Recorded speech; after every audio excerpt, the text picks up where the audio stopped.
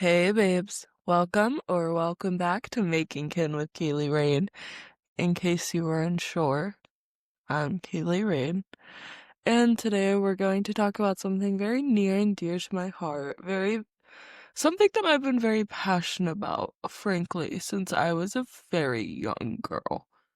Today, we are gonna talk about being whimsicality, if you will.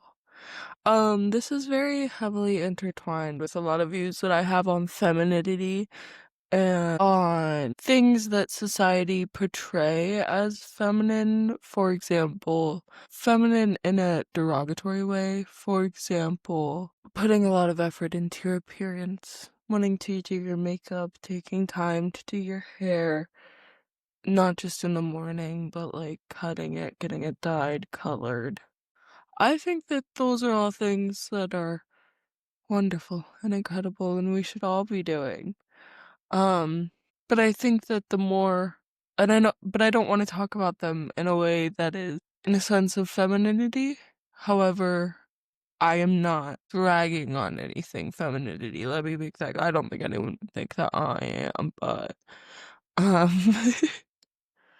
I love being feminine, but I also love being whimsical, and I think that what I want to talk about today fits more in the whimsy category than it does in the femininity category. But I just did want to put up that disclaimer that it's very heavily aligned, and I can talk more on being feminine at a later date if we would like that.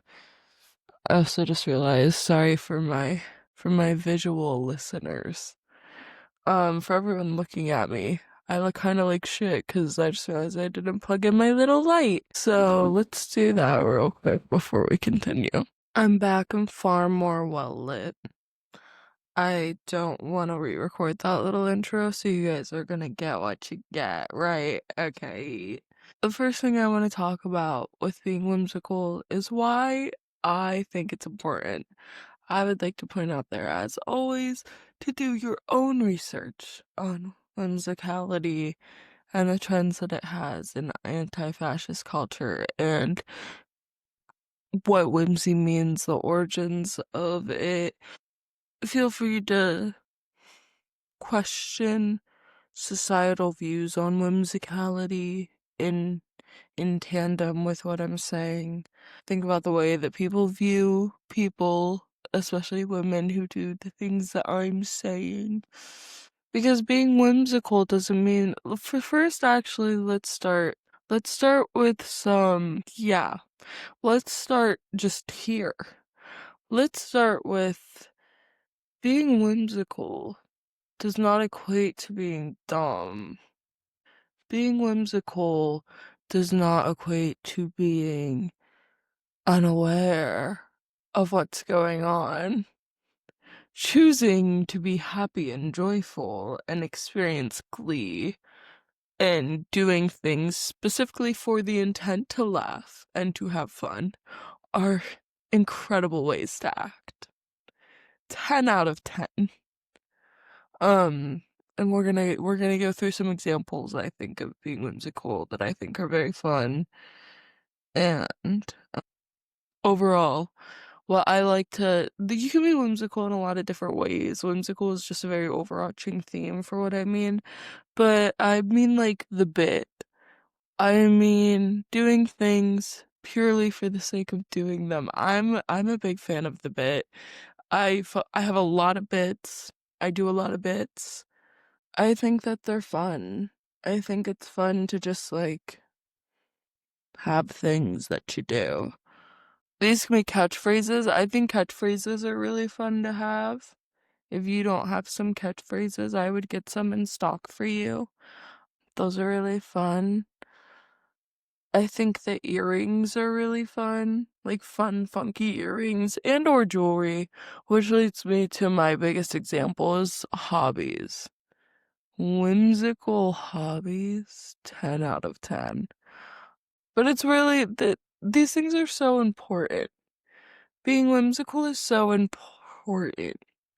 The bit is so important because what else are you doing?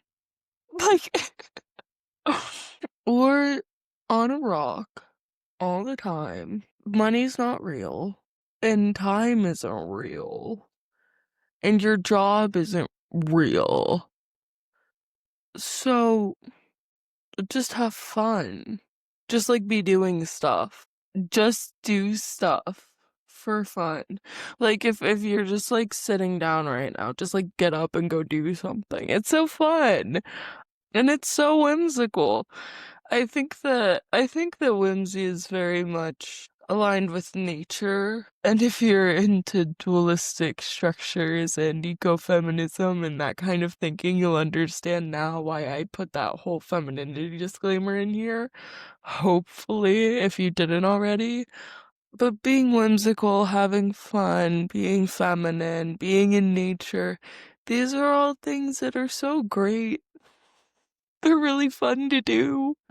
And they bring a lot of joy. There's very few instances that I think that you yourself are not able to make better.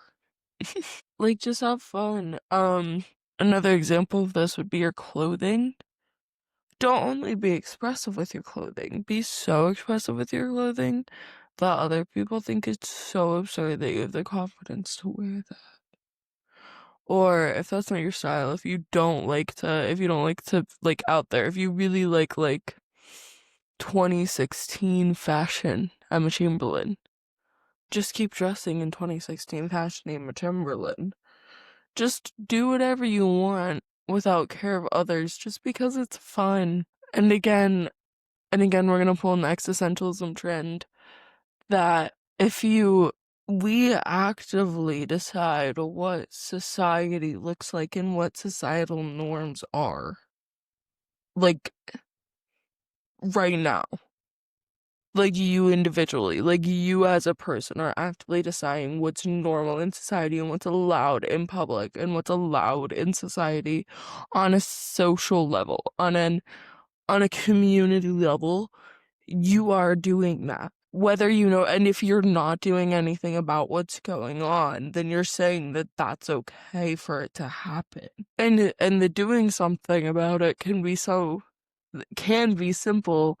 as changing your hair and changing your clothes or putting on some fun earrings or I'm trying to think of things that I don't personally do because I'm trying to be more inclusive in my thinking. Petting cats, which I do, but I know Ty does as well. To experience playing with cats is very whimsical and very fun. Looking at animals is very fun, including other humans. Like IRL. Like, me and my friends do this a lot because I think we're all just. Our parents took a lot of Tylenol, according to Trump, apparently. So, love to just like watch each other, like just stare at each other, like watch each other do things. I'm a barista, so I get this a lot in the barista category where people like watch me make their drinks and stuff. One of my friends makes jewelry. Love to watch them make jewelry. Like just watching them make jewelry. The jeweler of Moth Milk Jewelry on Depop. Let me check and make sure I'm actually getting this right. Moth Milk Jewelry on Instagram as well. But it's really whimsical. It's really whimsical to be able to just look at how other people are moving and interacting with the world around them and stuff. This also goes along, learn from everything. There's a difference between being unaware and dumb and seeing everything as a new opportunity to learn and understanding that not everything that you know is for certain. Like, I don't know anything. That doesn't mean that I'm dumb. I have a lot of experience and I have a lot of beliefs, but we don't for certain know anything, so there's no harm in learning more. What's the hurt in that? What's the hurt in observing what's going on around you? It doesn't mean you're aloof because you're looking around you. Like that, I'd argue that makes you like more aware actually. Like like when you imagine like a really ditzy girl like, she's probably not that ditzy. And for example, if I'm just sitting here saying like a lot in my sentences, which I fear I love to do, it's not me being unable to, well, it is me being unable to speak. I do it a lot.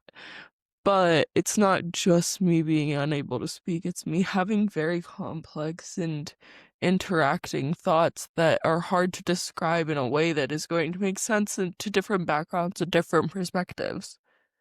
So it takes a minute. And trying to equate things to other things is a way to socialize and build community and bond. Literally, any interaction that you have is building a community because you're interacting.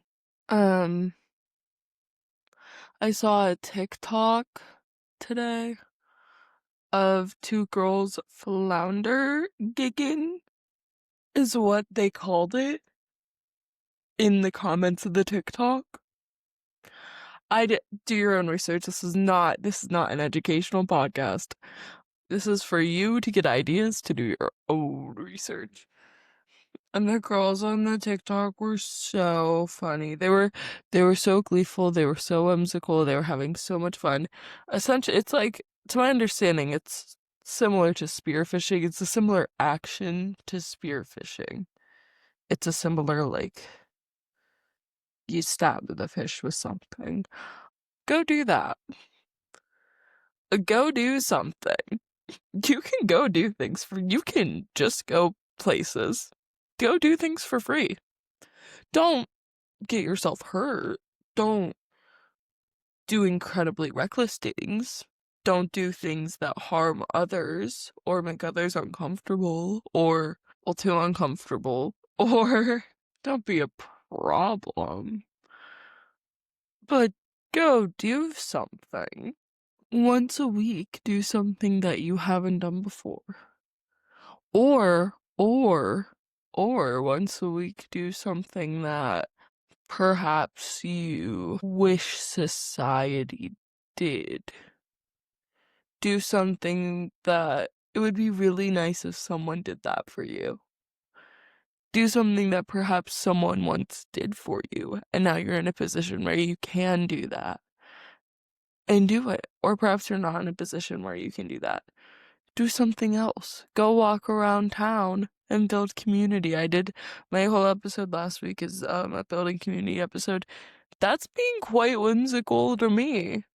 It's what's the definition of whimsical? Research I should have done before my episode. Unusual in a playful or amusing way, not serious. Whimsy is playfully quaint or fanciful behavior or humor. Fanciful or odd. Okay, I think we get the gist. So those are those. Yeah, okay, I'm using this correctly.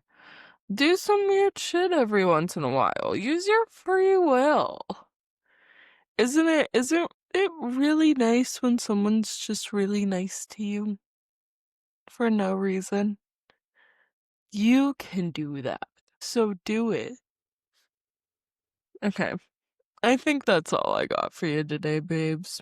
My only other thing about being whimsical is I encourage you to talk to everything. That's been a bit of mine recently, is waving, saying hi, animate and inanimate objects, flora and fauna, everything. Literally everything. Every single thing that has matter that is a thing that you come in contact with, interact with it. And think of it on like a big scale too. Like you can interact with, I like to go by to the river, as I've spoken on before. And I like to talk to the river, but I also like to talk to the trees, but I also like to talk to the bushes and the fish and the crayfish when there are some. And sometimes I also like to step back and talk to it as a place, as an ecosystem as a whole, as perhaps the river and all that the river encapsulates. Talk to everything. Talk to every level of everything. interact with everything that you can, global, local, national. We can talk about the global imaginary, perhaps, in a later episode if we're into that. I think that's gonna be my next tattoo. Yeah, that's all I got. Well, I'll see you later, babes. Have a good one. Love ya. Mwah.